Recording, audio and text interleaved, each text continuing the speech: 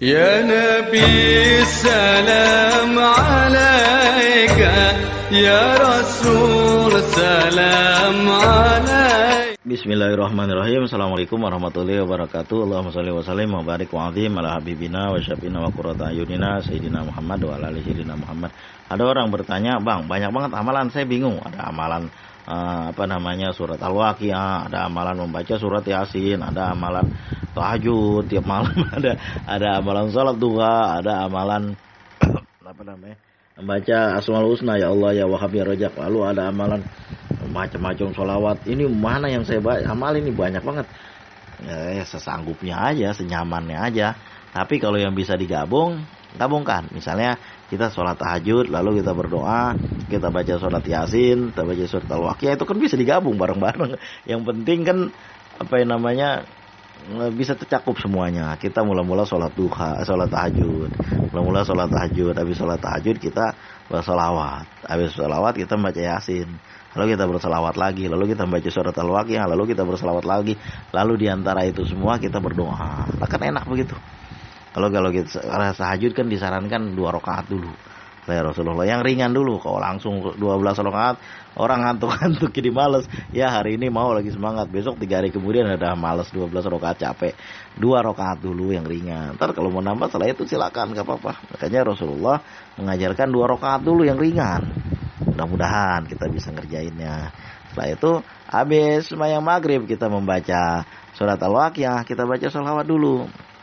Pagi-pagi kita sholat duha sebelum berangkat kerja atau di kesempatan luang waktu istirahat kerja, kita sholat duha, kita baca juga sholawat. Tengah perjalanan kita, dalam perjalanan dari sini ke tempat kerjaan kita, kantor, ke rumah sakit, ke kemana-mana lah tempat usaha kita baca sholawat juga sambil naik motor, sambil naik mobil, kita baca sholawat. Tasbih digital tuh penting itu. Udah banyak banget ini tasbih digital, udah pada rusak. Ya harga 5.000, kita beli aja. Kita beli katakanlah 2-3 biji buat cadangan, nanti kalau rusak ada cadangannya kita baca. Kalau tasbih digital memang cepat rusak, tapi dia lebih lebih enak kita bawa, nggak ketahuan kan. Kadang-kadang ada orang bilang apa-apa dibilang so ini so itu, lu so komentar. Orang dibilang so sama dia, bentar-bentar bilang sombong, bilang so, emang lu kagak sombong. Luar biasa. Amalan-amalan yang kita amalin itu nggak usah diceritain ke orang-orang. Iya, amalan lain mah, amalan sholawat mah nggak apa-apa. Oh itu dulu saya memang mudah mengamalkan sholawat munjiat, tapi berfaedahnya nggak terlalu saya perhatikan. Tapi ketika saya mendengar orang-orang membaca sholawat, luar biasa, hidup menjadi tenang, ibadah menjadi rajin, pintu rezeki terbuka lah dari orang-orang, saya juga dengar. Sehingga saya ikut juga beberapa tahun lalu. Alhamdulillah terus diamalin. Semakin tua semakin enak, semakin nyaman. Datang dari mana tuh? Dari orang. Coba kalau semua orang pada bungkam, pada ngomong keberkahan sholawat, khasiat sholawat, karomah sholawat, yang ditulis di Google itu banyak banget kan. Enggak, kita lihat di situ. Ada orang bahkan cerita pengalaman dia sendiri.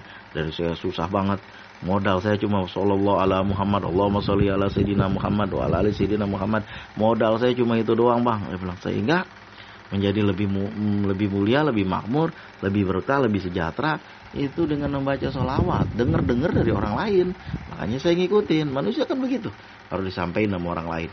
Mungkin kalau yang nyampein ulama, tokoh-tokoh masyarakat, barangkali kita menganggap biasa, tapi nyampein orang biasa berdasarkan pengalaman dia aja.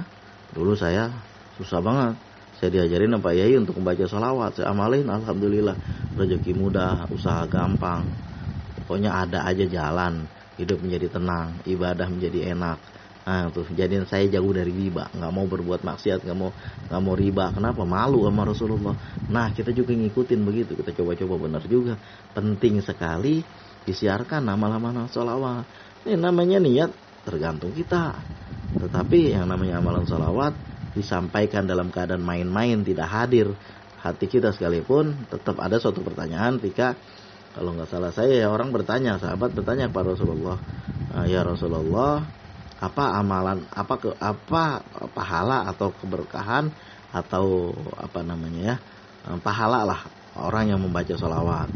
Beliau mengatakan, kama qala Rasul, Allah akan apabila kita membaca sholawat sekali, Allah dan salam sekali, Allah akan bersalam kepada kita 10 kali. Allah akan berselawat kepada kita 10 kali. Salawatnya Allah kepada kita itu maknanya rahmat Allah turun kepada kita.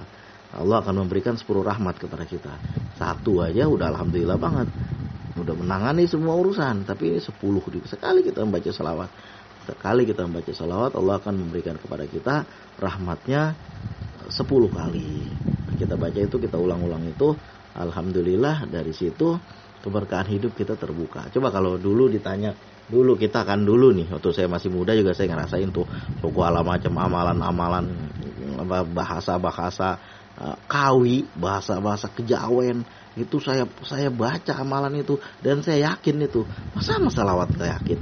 Sekarang mah udah nggak ada lagi, saya tinggalin semuanya itu. 1 amalan aja masih diamalin dari sekian banyak amalan ini amalan itu, 1 aja yang masih saya kerjain. Apa itu? Ya membaca salawat. Allahumma sholli wa sallim wa barik ala sayyidina Muhammad wa ala ali sayyidina Muhammad sallallahu ala Muhammad sallallahu ala Muhammad Allahumma sholli ala Muhammad wa ali Muhammad wa sallim. Nah, itu aja diulang-ulang. Kadang-kadang salawat mujiat, salawat nariyah, salawat nasia itu aja diulang-ulang. Amalan lain nggak mau pakai lagi. Yang amalan lain aja yang tulisannya bukan bahasa yang diajarkan oleh Rasulullah kita percaya. Apalagi ini luar biasa.